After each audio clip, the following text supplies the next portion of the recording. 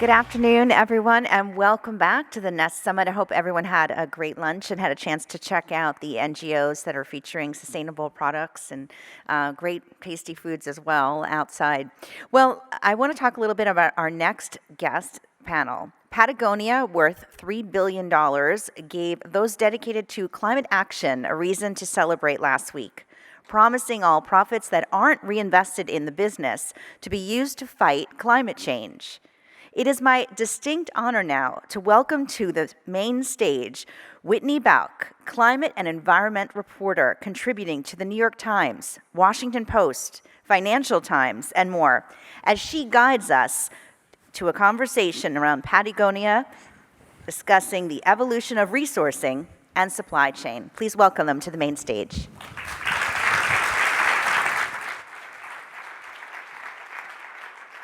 70% of all our clothing is made out of plastic. The world has not connected the dots that the fashion industry is also the fossil fuel industry. Just thinking like, oh my gosh, look at this monster we created, what do we do? If we don't rein in oil and gas, then what's at stake is the future of humanity on this planet. That sounds very melodramatic.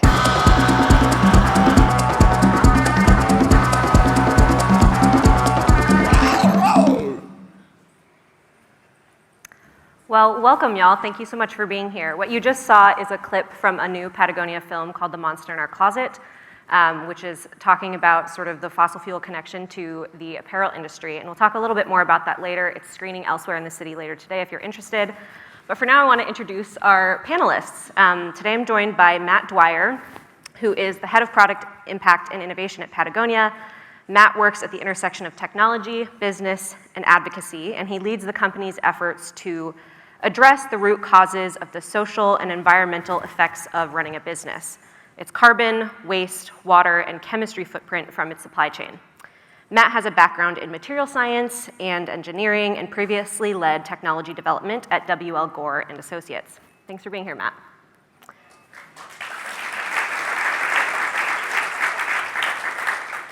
We're also joined by Karba, who joined Patagonia in 2016 as an environmental researcher on the impact and innovation team. They are responsible for researching and quantifying the various environmental impacts of Patagonia's product line, helping set meaningful goals and developing actionable implementation plans for the product teams. Prior to Patagonia, Karba earned a BS in hydrology and a master's in environmental science and management from UC Santa Barbara, where their research focused on microfiber pollution in the apparel industry. So quite the team of experts up here today with us.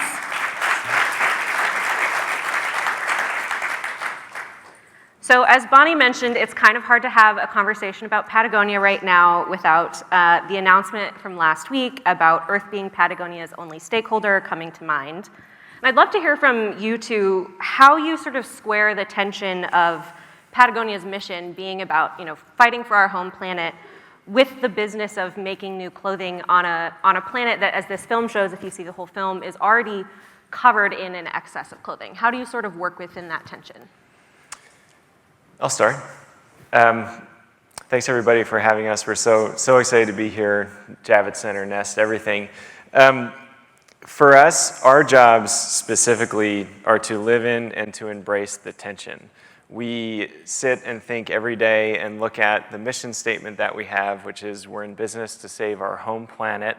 And in there is we have to run a business and we have to save the planet. And those things are often diametrically opposed. We think about carbon, waste, water. We think about chemistry. We think about the people involved in making our product. We look at revenue growth as a constraint. We believe innovation is driven by constraint, and we have to figure out what the solve is. So for us, looking at the footprint of our product, maximizing the best available materials of today, measuring our mess, and then deciding how to best go clean it up next. And then thinking about how we can scale this beyond our four walls. So I'll take it a little bit back, and I'm going to go off script. I'm sorry, I can't help myself. So back in 2014, I was leading material development, and you saw some of the members of our team on the short there. And somebody said, hey, materials guy, you launched recycled polyester in the early 1990s. How much do you use? And my answer was, well, shoot, I don't know. actually, we don't measure that, but I'm going to go find out. So my background is in engineering and science and statistics and a world of objective facts and measure. And it took us, and Karba was a big piece of this, the better part of almost 2 years to get to the answer of that question. And it was very much data integrity, toilet bowl scrubbing, linking systems, changing things from manual entry to drop down so you could be consistent. And we got the answer, and we weren't happy with it. The answer was now, 22 years later, only 23% of the polyester we use is recycled. So kind of an oh-shoot moment for us, led to us writing down the first set of goals gosh, we have a mess and we need to clean it up as fast as we can. So if you think about all the best available materials that we could use today, at that time we were sub 30% by volume across our product line. And by 2025, so call it 10 years, we'll probably be at 97%. I think we're at 88% this season in stores, and 99% of all the products that we sell contain a high degree of these materials. So, we have to mind our mess and reduce the intensity of our product and make the best use of waste, things like fishing nets, things like soda bottles, things like food waste, agriculture waste, cutting waste from the factories. And that's just kind of us getting square with what we always said that we were here to do, and really the things that the customer and the world expects from us. And that's just step one. So I'd say, attention, if you work certainly at Patagonia and definitely on our team, is something you have to embrace, be okay with, and be willing to thrive in. Yeah, only other thing I'd add is what you do with a profit is important, but how you earned it in the first place is absolutely as important. So we're definitely aware of that on our team. Yeah, so you're sort of touching on this, but I'd love to go deeper into supply chain. So fashion is notorious for having very little understanding of what's actually happening in the supply chain. But we do know when it comes to carbon emissions, what you aren't measuring, you're not going to mitigate, right? So I'm curious about, you're talking a little bit about what you've done with this one material, but I'd love to hear more about what Patagonia has done to achieve greater visibility into its supply chain as part of this industry that very often has very little visibility. Yeah, I'll start, and then maybe Karba can fill in some of the blanks. For us, we say measure your mess and then clean it up. The fundamental truth that you have to understand and know is where your stuff comes from, right? So Fashion Week was last week. There's all kinds of interesting folks buzzing around this week. And in apparel, largely today, they use a term called factory sourcing. So I want to make a polo shirt. I go to a factory that makes polo shirts, and I say, make it look like this, feel like this, be this color, and this cost. No further questions. If you stop asking questions there, you don't know who grew the cotton. You don't know where it was spun. You don't know how it was dyed and finished. You don't know where it was colored. You have no idea how many different hands and transactions went into building that product. And apparel is still made by hand. It's still made with scissors and a needle and thread. And anytime you engage in a race for the cheapest product, you engage in a race to the bottom. And that's to find the cheapest hands in the world to make your stuff, manufacture it in the dirtiest way possible, all for the sake of margin and profit.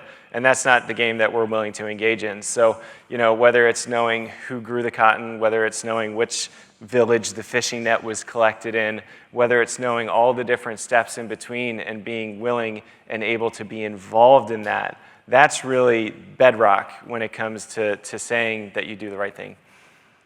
Yeah, I think it's been interesting to work so closely with the materials team and to know that Patagonia has a history of, for better or for worse, micromanaging its supply chain.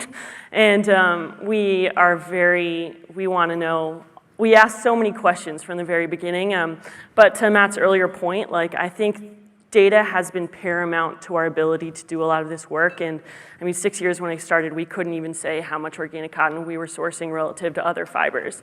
And so kicking that project off and getting to a point where every designer, product developer, business unit director could see what their line is, how much materials they're using, what the environmental impact is, I could go into the details of all the data infrastructure and software. I bet y'all don't want to hear it, but it has been such a journey, and I think that's something that we're especially proud of. And And even now, like we're at a place where assorting 2024, 2025 lines, businesses, like we focus heavily on making all of our decisions on financial targets, and to have systems in place where you have environmental data next to that is essential. So you can just make your case to reduce those impacts over time. We had a call with another fashion brand a few years ago. I won't tell you who they are unless you ask. And we're going through they wanted to learn about sustainability and stuff, and we go through our kind of 7 or 8 minute spiel at the beginning, and they look at us and they're like, "Oh, you know where your stuff comes from."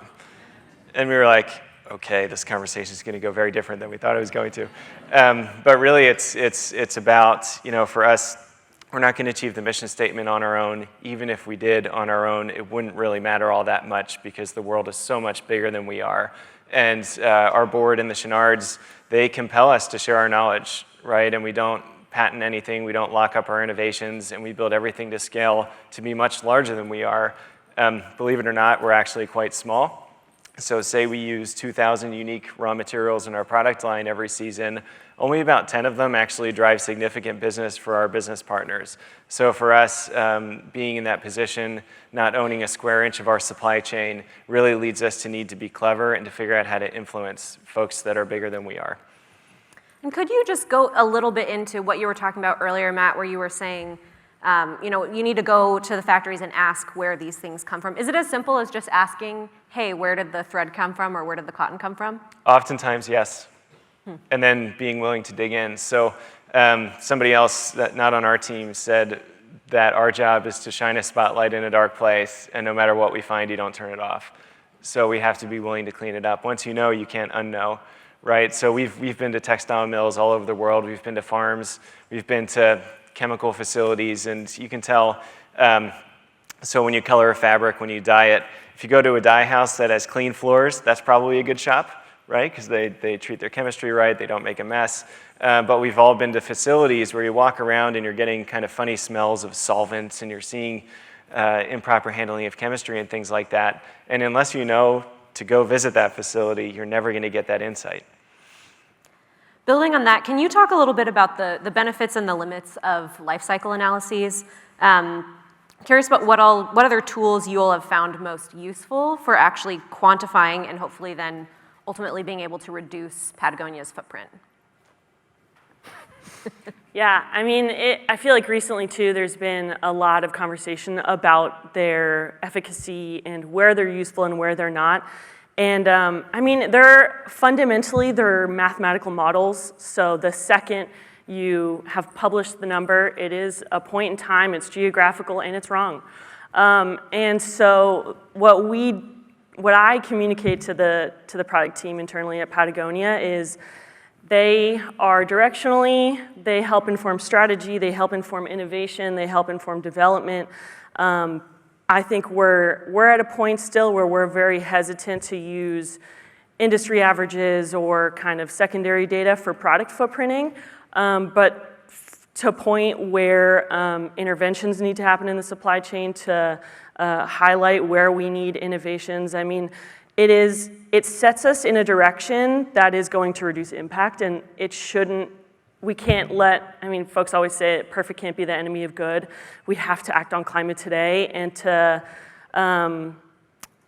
hesitate because of the limitations of LCAs. And like to that extent, like I think we always have to be aware of, data can be manipulated, percentages of percentages. I think we all have to be aware of that as consumers, as business folks, we have to be as transparent as far as transparency and traceability goes. Like the numbers are as important to have those kind of ethics and boundaries to them. But I mean, we're constantly using it internally to set direction, and it is the industry's responsibility to fund more data being available, to focus on primary data, and to expand what we currently have and are working off of. So are there other sort of tools that you all use besides LCAs? I know we talked a little bit at our call before about EP&L. I'm curious about what what sort of tools, especially for folks who might not be familiar with all the sort of jargon, like what are the useful tools for figuring out for actually quantifying the impact? Yeah, I mean, I think, interestingly, I think regenerative organic agriculture is a good example of where we know we're doing the right thing and we don't need numbers to inform that. Like, there's other scientific guidance that extends beyond the methodologies of life cycle assessment that can inform whether you're doing something right. So do I need to have the soil carbon sequestration number exactly for regenerative organic cotton, or can I say these organic practices and this regenerative land management practice improves soil health, it helps the farmer and their livelihood, it potentially reduces, increases water retention. Like there's so many externalities beyond the typical ESG kind of categories that we apply that in certain categories you can just use research or science tangentially or parallel to LCA figures to inform the priorities we're setting and the decisions that we're making. Yeah, sometimes we get wrapped up in objective good, that which we can measure, versus subjective good. And, we don't have 20 years to wait around and see how we can measure how these practices we're doing at a farm are going to improve biodiversity or soil health. But we know they're the right thing to do, back to perfect being the enemy of progress every time. When it comes to life cycle assessment, Karba's right on and was a really big piece of developing the environmental profit and loss tool that I'll invite them to talk about in just a second. But life cycle assessment has a very specific use, and all companies should be engaging with tools and data like it to see where their mess is and spotlight where their mess is and inform what step they take next. An example, Rose, our former CEO, asked us once, is down insulation, animal-based insulation, better or worse than synthetic fluffy insulation, its counterpart? So we did a little bit of homework and we realized that the best available life cycle assessment was done by like McDonald's for chicken nuggets, and chickens have feathers, and that wasn't going to give us the answer we were looking for. So we said, okay, cool, we're going to need a little bit of budget to go get the right answer. And it's really that kind of curiosity and then ability to go do the heavy lifting and the legwork to get to the answer that should inform your next step. And frankly, I don't think it's fair to the customer to put another number, widget, or something on the hang tag, expect them to make in 20 seconds of their interaction with that product an informed decision when, even when talking to experts in carbon and emissions and biodiversity, it gets complicated and nuanced really, really fast. So for that reason, it's like Yvonne always tells us when we start quibbling about dollars for marketing mountain bikes and things like that, folks give us their dollars because they trust that the right decision went into the product behind it. So we shouldn't have to feel the burden of communicating every single thing we do to the customer. Yeah, Karba, I appreciate that you brought up regenerative organic agriculture, because I was really early in covering that space when it started showing up in apparel, and Patagonia really was, I think, the first that I heard in the apparel space sort of talking about regenerative. And I guess that goes back to something you said earlier about, it's not just using the sort of end profits of the business and putting those towards good, but also sort of building that into how you do business. I'm wondering if you could unpack that a little bit more, because I still encounter all the time people who are sort of like, well, we should just make as much money as we can and then we'll give it to good causes. Can you sort of, how would you respond to that? Yeah, I mean, if you look at Patagonia's carbon footprint alone, I mean, if you apply the most recent, like 2 weeks ago, Nature cost of carbon, I mean, just the cost of carbon alone for Patagonia in its size is like $40 million. And I feel like, I mean, we need to, just before we were talking about in the room about the Thomas Fire in 2017 and our headquarters almost burning down, like, climate crisis isn't in the future. Like, we all are in it right now. And so the urgency is real, and we have to figure out a way to earn a profit. And I say it in the film, the issue and the challenge of decoupling growth from emissions is at the core of all of these conversations. And it is not enough to say that you're going to be net zero, but also double your growth in the same amount of time. And so we have to confront the supply chain impacts as soon as possible. Yeah, I mean, just to put a finer point on that, Hurricane Sandy in New York City, the fires and droughts on the West Coast, floods never seen in Europe before, which just happened in Pakistan. Like, these are the extremes that are the new reality. So, like, we are literally being impacted, our businesses, our livelihoods, by climate change. And I think it's kind of easy to compartmentalize and think about the supply chain is in a far-off land or whatever, but we're creating climate refugees in our own country, right? And places that you could go drive to, and in 50 years will be underwater. And I think for us, in 2018, we set a goal of being carbon neutral. And at the time, what we meant was, we're going to do everything possible and more to ensure our product is made in the best way possible, in the most responsible way possible, using the best materials and has the lowest impact, but then acknowledge there's still a gap to cover, and that we'll have to figure out how to cover that gap. What carbon neutral means today is simply, I can go buy a bunch of offsets for a reasonably cheap price of whatever quality or provenance, and say I did a good thing. And we don't believe that. We don't believe that we can go cut a modest check, even a $40 million check, continue to pollute in our supply chain and think we did a good thing. So our work is really about the supply chain, maximizing the good we can do in product, of course, but in the places which our production is causing pollution, which is contributing to climate change, fixing that. Yeah, and I think that's something that, there's been this sense for a long time that if climate change is happening now, it's happening in other places like Pakistan or the Philippines or wherever. But 1 in 3 Americans last year lived through an extreme weather event. Like, people are starting to see it here. You don't have to go that far. So I think what you're communicating as a business, it hits home for people. Like, they understand that. Well, and I think the data has helped inform it too. Like, I mean, prior to 2-3 years ago, the main goal has been on preferred materials. That was the executive target for Patagonia. It was material development, material innovation crew, 100% preferred materials by 2025.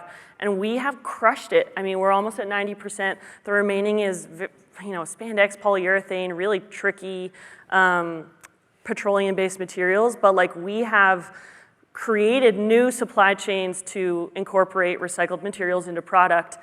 But there's spinning, there's weaving, there's dyeing and finishing. Like, the label that's on a garment isn't the only thing where the impacts come from. There's so much more. And like, before I worked at Patagonia, I didn't know how clothes was made. Like, I didn't know the difference between a knit and a woven. Like, I don't know. So like, it's hard enough to get consumers to know what their clothes is made of, but then to get into the nuances of like, the manufacturing, all of that, those pieces of it. I mean, that's something that we as a product team now have to spend the next 5-10 years on. But I think, yeah, that's definitely a piece of it. Karba, do you remember the time? So fall 2019 was like this landmark moment for us. We switched some of our biggest programs to be 100% post-consumer recycled, our Better Sweater, our Black Hole series. And this was right when we started getting pretty good at measuring.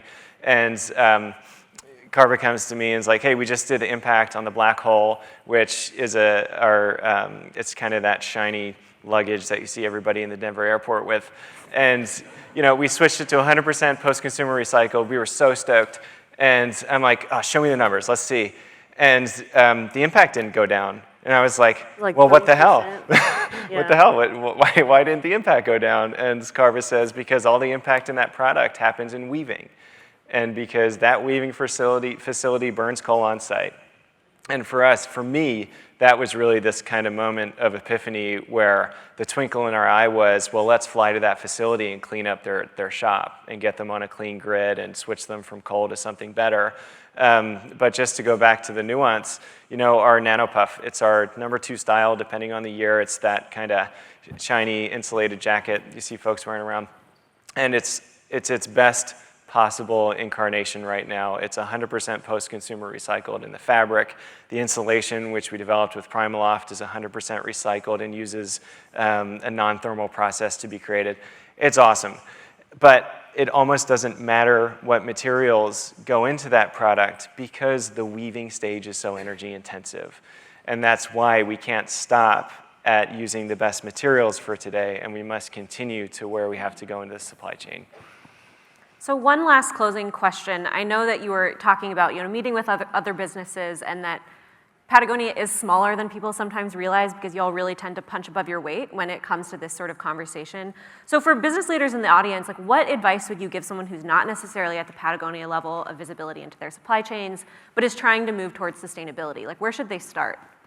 It's funny. I almost have trouble kind of thinking that we're ahead because we have so much work to do. It always feels like we're behind. And whether it's we as business folks who are making things and sourcing things, or whether it's we as consumers, what we have to do is start asking questions.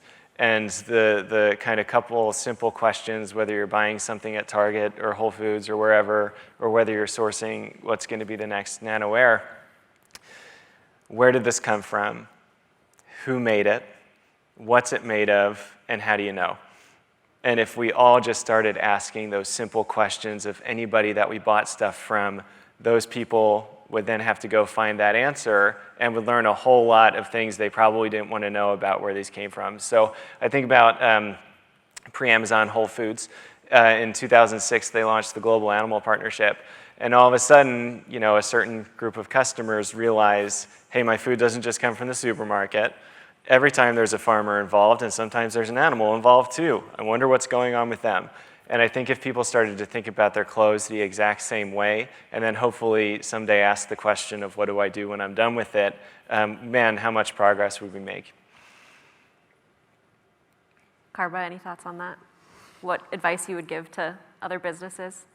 Yeah, I mean, I think you have to set your values in a way that have more benefit than just getting profit to a shareholder. I mean, it's like, I don't know. It's like hard. I mean, we're contending with a pretty gnarly beast of capitalism, and so I think we have to set values in a way that earns some social good and pair environmental costs, the social cost of carbon, using water for a good rather than for drinking water or irrigation. We need to incorporate those costs, because those are real costs, into our business operations and our profit and losses. I mean, we didn't really get to environmental profit and loss, but we need to normalize the financial impacts of the environment in a way, because I mean, any big business bigger than Patagonia, and one that's not hasn't founders as environmental as the Chenards, like, they're going to look at the dollars. And so the easiest way, I feel like we've kind of identified, and folks can understand pennies and dollars easier than a kilogram of carbon. That shouldn't be surprising to anyone, but so figuring out how to communicate it in a way that's tangible relative to the cost of the product and the earned income from the product, I think is definitely a way that has helped us work with teams at Patagonia. But certainly, I mean, asking questions to supply chain partners is paramount. Great. Well, I think that is all the time that we have for today, but thank you so much for both of you for being here, and thanks for joining us. Thank you.